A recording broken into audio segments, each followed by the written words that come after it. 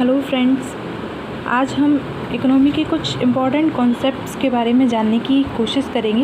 Because newspaper में काफ़ी दिनों से हम देख रहे हैं कि इकोनॉमी के काफ़ी एडिटोरियल्स आ रहे हैं, काफ़ी आर्टिकल्स आ रहे हैं जिसमें कुछ टर्म्स हैं जिनको देख के हमें काफ़ी कन्फ्यूज़न होती है।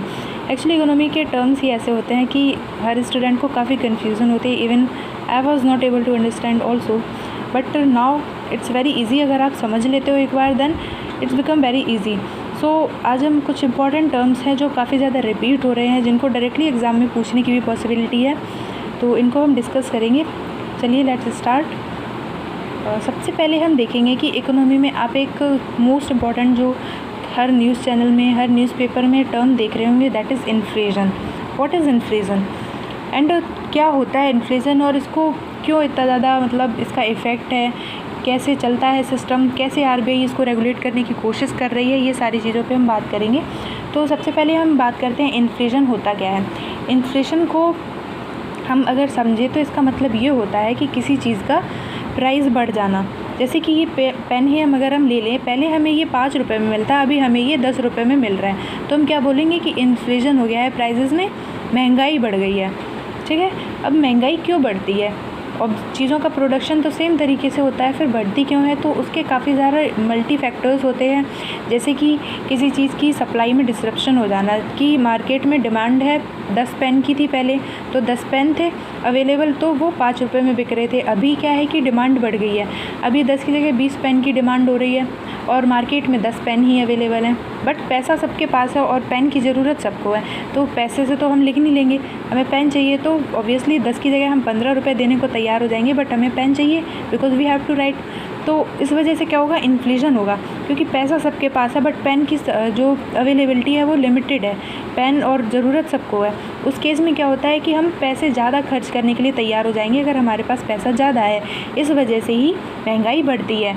और भी कई सारे फैक्टर्स हो जाते हैं, जैसे प्रोडक्शन कम होने के साथ साथ अगर डिमांड ज़्यादा बढ़ रही है, या फिर और भी अदर इफ़ेक्ट हो सकते हैं, जैसे कि इम्पोर्टेड इन्फ्लेशन होता है एक कॉन्सेप्ट, ये अभी हम बात करेंगे इसके बारे में। तो आई थिंक आपको इन्फ्लेशन समझ में आ गया होगा कि किसी भी चीज़ का प्राइस बढ़ जाना, उसकी कीमत बढ़ जाना, उसको हम बोलते हैं इन्फ्लेशन। ठीक है, जैसे कि आजकल हम देख भी रहे हैं हर चीज़ में महंगाई बढ़ गई है, हर चीज़ का प्राइस बढ़ गया है। ठीक है, तो इसीलिए काफ़ी ज़्यादा परेशान है। इवन इंडिया में ही नहीं है ये, हर कंट्री में, इवन यूएसए, यूरोप, यहाँ पे भी हर कंट्री में इन्फ्लेशन बहुत हाई है। Because due to the Covid disruption बना रहा, उसकी वजह से इकोनॉमीज़ में काफ़ी ज़्यादा लॉस हुआ, प्रोडक्शन कम था।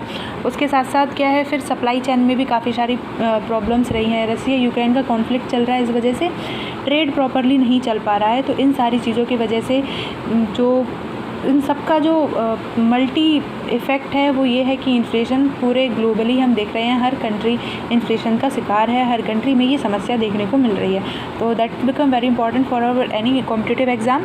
सो I think you have understood this concept. Now let's see inflation को टारगेट कैसे किया जाता है। ठीक है, महंगाई बढ़ती है हर कंट्री में, तो इसको कंट्रोल करने की कोशिश कैसे की जाती है एंड कौन कंट्रोल करता है, it is also very important. तो अगर हम इंडिया में देखें तो मोस्टली क्या होता है, इन्फ्लेशन है, इकोनॉमी किसी भी कंट्री की कंट्रोल करने के लिए एक सेंट्रल बैंक होता है, हर कंट्री में होता है।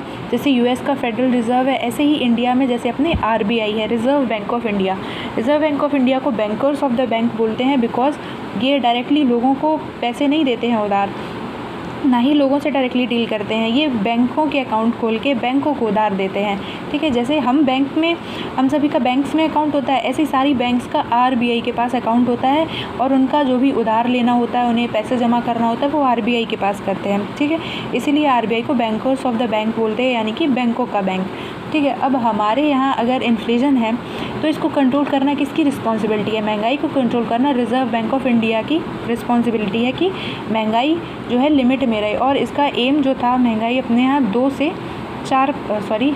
4 से 6% रहनी चाहिए, ऐसा टारगेट रखा जाता था हमेशा। बट प्रेजेंटली हम देखें तो मोर देन 7% इन्फ्लेशन हमारी कंट्री में देखने को मिल रहा है।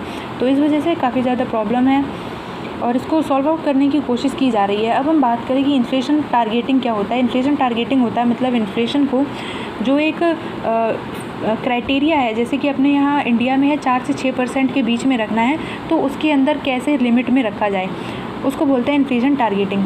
और ये करेगा कौन? ये आरबीआई करेगा। करेगा कैसे? मॉनेटरी पॉलिसी के थ्रू करेगा। मॉनेटरी पॉलिसी क्या होती है कि पैसे को रेगुलेट रखना है। मॉनेटरी पॉलिसी का मतलब होता है कि मार्केट में जितना पैसा रहेगा कितना रखना चाहिए, कितना पैसा रखना है और कितना बैंक के अंदर रखना है, कितना मार्केट के अंदर सप्लाई में रहे, वो सारी चीज़ें इंश्योर करनी है। ये सारी मॉनेटरी पॉलिसी के थ्रू की जाती है, ठीक है। मनी का रेगुलेशन की कितना हमें मार्केट के सर्कुलेशन में पैसा रखना है, लोगों के पास कितना पैसा रहना चाहिए, क्योंकि अगर लोगों के पास ज़्यादा पैसा होगा तो ऑब्वियसली वो इन्फ्लेशन को और ज़्यादा प्रमोट करेगा, ठीक है। मार्केट में पैसा ज़्यादा है और चीज़ों की सप्लाई लिमिटेड है, क्योंकि हम किसी भी चीज़ का प्रोडक्शन एकदम से नहीं बढ़ा सकते हैं। कोई चीज़ अगर हम प्रोड्यूस कर रहे हैं तो उसके लिए हमें पूरा कम से कम 1 साल चाहिए उस चीज़ का प्रोडक्शन इंक्रीज़ करने के लिए। जैसे कि अगर हम एग्रीकल्चर में ही देख लें, एग्रीकल्चर में अगर हमें प्रोडक्शन बढ़ाना है तो हम ऐसा तो नहीं कर सकते ना कि जैसे अभी राइस की हार्वेस्टिंग चल रही है और हम बोल दें कि अब हमें प्रोडक्शन बढ़ाना है। इट्स नॉट पॉसिबल ना, हमें अगले सीज़न का वेट करना होगा, तब जाके हम उसका, जब हम जो उसको बोलते हैं बोना, सो करना, जब उसको ज़्यादा प्रमोट करेंगे तब जाके नेक्स्ट ईयर हमारा प्रोडक्शन इंक्रीज़ होगा। तो प्रोडक्शन हम सडनली इंक्रीज़ नहीं कर सकते, और अगर डिमांड इंक्रीज़ हो रही है और लोगों के पास पैसा ज़्यादा है तो इन्फ्लेशन बहुत ज़्यादा बढ़ने की संभावना होती है। इसीलिए इन्फ्लेशन को टारगेट करने का एक सबसे बेस्ट मेथड यूज़ किया जाता है, वो है कि लिक्विडिटी कम कर देना मार्केट के अंदर, ठीक है। लिक्विडिटी को रिड्यूस कर दो। लिक्विडिटी का मतलब होता है कि मार्केट में जो पैसा सप्लाई में है, जैसे कि मान लो कि अभी आरबीआई ने टोटल मान लो कि 100 रुपये प्रिंट किए हैं, ठीक है। तो आरबीआई ने क्या किया, 30 रुपये अपने पास रखे हैं, 70 रुपये बैंक्स को उधार दे दिए। बैंक ने क्या किया, वो 70 रुपये सा भी आगे लोगों को जाके उधार दे दिए। लोगों के पास हैं तो फिर वो मार्केट में जाके चीज़ें खरीदेंगे, शॉपकीपर को देंगे, शॉपकीपर अपना सामान खरीदेगा, दूसरे शॉपकीपर को देगा।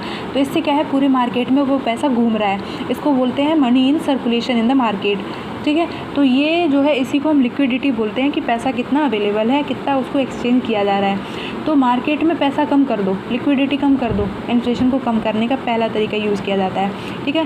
पैसा कम हो जाएगा। अभी हमारे पास मान लीजिए 10 रुपये हैं, ठीक है, और हमें पेन चाहिए, अब मार्केट जा रहे हैं, हमें वो पेन हम सोचते हैं कि ये 5 रुपये में मिल जाएगा, ठीक है। अब हमें जाके मार्केट में पता चला कि ये 10 रुपये का है, ठीक है। अभी 10 लोगों को और पेन चाहिए, वो भी मार्केट में पेन लेने आए हैं, उनको भी 10 का मिल रहा। अब सबके पास बराबर पैसे नहीं हैं, सबके पास अगर 10 ही रुपये हैं तो वो 10 बार सोचेंगे कि लें या ना लें, या इसके बिना काम चला सकते हैं तो चलाएंगे। जब तक पॉसिबिलिटी होगी काम चलाया जा सकता तब तक वो चलाएंगे। तो 10 में से मोस्टली ज़्यादा से ज़्यादा 2 लोग ये पेन को खरीदेंगे। बट अगर सबके पास पैसा होगा तो 10 के 10 लोग खरीदेंगे। तो इससे क्या होगा कि अब 10 के 10 लोग खरीदेंगे, 12 भी खरीदेंगे, तो फिर पेन तो 10 ही है, तो फिर इन्फ्लेशन बढ़ने की पॉसिबिलिटी हो जाएगी। मतलब कोई कहेगा चलो हमारे पास ज़्यादा रुपए हैं, हम 15 का खरीद लेंगे, आप हमें दे दो। इस वजह से इन्फ्लेशन बढ़ेगा। तो हमें क्या करना है, इन्फ्लेशन को कंट्रोल करने के लिए लिक्विडिटी को कम करना है, यानी पैसे मार्केट में कम रहे। अब ये हम करेंगे कैसे, ये ऐसे करेंगे कि जो बैंक जो हमें लोन देता है उसका इंटरेस्ट रेट बढ़ा देगा। इंटरेस्ट रेट बढ़ा देगा कि मान लो बैंक से हम 100 रुपये लोन ले रहे थे पहले, तो हमें इस पर 1% का इंटरेस्ट देना पड़ रहा था, ठीक है। 1% का हमसे ब्याज लग रहा था।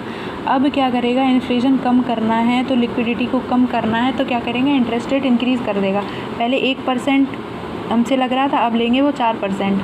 अब जब 4% हमें ब्याज देना पड़ेगा, 4 रुपये पर डे देना पड़ेगा, तो हम 4 बार सोचेंगे, 4 बार नहीं, इवन 10 बार सोचेंगे कि लें या ना लें, या इसके बिना काम चला सकते हैं तो चला लें, बिकॉज इससे तो घाटा होगा ना, हमें 4% देना पड़ रहा है, वैसे नॉर्मली तो 1% ही लगता है। तो इससे क्या होगा, लोन कम लेंगे लोग, और जब लोन कम लेंगे तो लोगों के पास पैसा कम रहेगा, तो सर्कुलेशन में कम पैसा रहेगा, इससे इन्फ्लेशन कम होगा। तो पहला तरीका ये यूज़ किया जाता है। और दूसरा क्या होता है कि रेपो रेट बढ़ा देना। रेपो रेट आपने काफ़ी ज़्यादा सुना होगा, ये मॉनेटरी पॉलिसी का हिस्सा होता है। मॉनेटरी पॉलिसी होती है कि इन्फ्लेशन को कंट्रोल में रखना, और उसको जो टारगेटेड पर्पज़ है कि 4 से 6% के बीच में इन्फ्लेशन रहे कंट्री के अंदर, उसको कैसे किया जाए, वो मॉनेटरी पॉलिसी के थ्रू किया जाता है, आरबीआई के द्वारा। और मॉनेटरी पॉलिसी के अंदर ही हमारी ये जो चीज़ें हैं, जैसे कि रेपो रेट हो गया, रिवर्स रेपो रेट हो गया, ये सारी चीज़ें इसके अंदर ही इंक्लूडेड होती हैं, जिसके द्वारा इन्फ्लेशन को नियंत्रित रखा जाता है, ठीक है। तो पहला तो हमने देख लिया कि इंटरेस्ट रेट बढ़ा दो, लिक्विडिटी कम हो जाएगी, मार्केट में पैसा जो सर्कुलेशन में है वो कम हो जाएगा। दूसरा होता है रेपो रेट को बढ़ा देना। रेपो रेट को बढ़ा देने से क्या होगा, रेपो रेट एक्चुअली होता क्या है, पहले हम ये बात करते हैं। रेपो रेट का मतलब होता है रीपर्चेज ऑब्लिगेशन। रीपर्चेज ऑब्लिगेशन, जैसे कि हम बैंक से लोन लेते हैं, तो बैंक के पास जाते हैं, तो बैंक हमको पैसा देता है और वो बोलते हैं कि हम आपसे 1%, 2%, जितना भी लेंगे इतने % से ब्याज लेंगे। ऐसे ही जो बैंक हैं इनको पैसा चाहिए तो ये किसके पास जाएंगे, ये अपने सबसे बड़े बैंक के पास जाएंगे जो है रिज़र्व बैंक ऑफ इंडिया। इनका बॉस, सारे बैंक का बॉस है रिज़र्व बैंक ऑफ इंडिया। तो ये रिज़र्व बैंक ऑफ इंडिया के पास जाके बोलेंगे सर हमें लोन चाहिए, तो आरबीआई इनको पैसा देगा।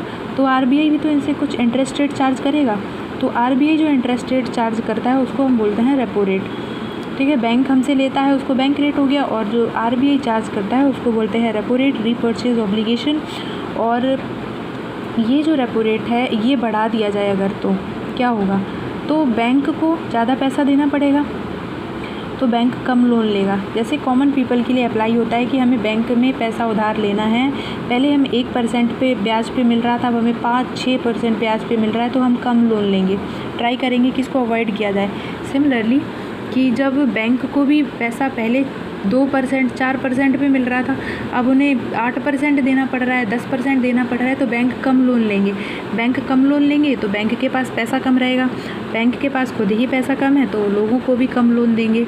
इससे क्या होगा, पैसे की मार्केट में जो सर्कुलेशन में पैसा रहेगा वो कम रहेगा, इससे इन्फ्लेशन हमारी कम हो सकती है। ठीक है, ये पूरा सिस्टम होता है इन्फ्लेशन को कंट्रोल करने का, जो कि प्रेजेंटली हम देख भी रहे हैं। न्यूज़पेपर्स में हम डेली देखते हैं कि आरबीआई ने रेपो रेट बढ़ा दिया, आरबीआई ने रिवर्स रेपो बढ़ा दिया, आरबीआई ने मॉनेटरी पॉलिसी को टाइट कर रहे हैं। जैसे कि हम देख रहे हैं कि एक दूसरा टर्म देख रहे हैं कि यूएस फेडरल टाइटनिंग। ठीक है, कि यूएस कंट्री है, यूरोपीय यूनियन है, हर जगह पे ही हम देख रहे हैं कि इन्फ्लेशन काफ़ी ज़्यादा देखने को मिल रही है, क्योंकि जो कोविड-19 है इसका इफ़ेक्ट ऑल ओवर वर्ल्ड है, ग्लोबल इफेक्ट रहा है इसका। उसके साथ साथ यूएस और यूक्रेन का जो रसिया यूक्रेन का जो कॉन्फ्लिक्ट चल रहा है उससे सप्लाई चेन को काफ़ी ज़्यादा हार्म हुआ है। इस वजह से ट्रेड में बहुत ज़्यादा प्रॉब्लम्स होने की वजह से तो हर कंट्री में इन्फ्लेशन है, हर कंट्री में महंगाई है, और बहुत ज़्यादा 8-10 साल से रिकॉर्डेड महंगाई है हर कंट्री में। यूएस में देख लीजिए आप 7% से ज़्यादा इन्फ्लेशन हो गई है, जो कि 2 से 4% के आसपास रहती है।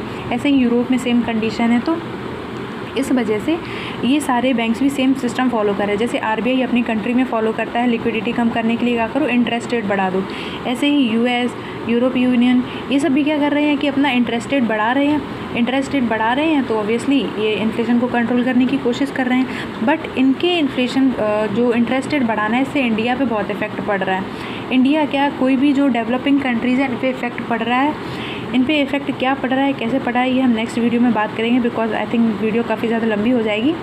सो wait for next video, like share and subscribe. Thanks for watching.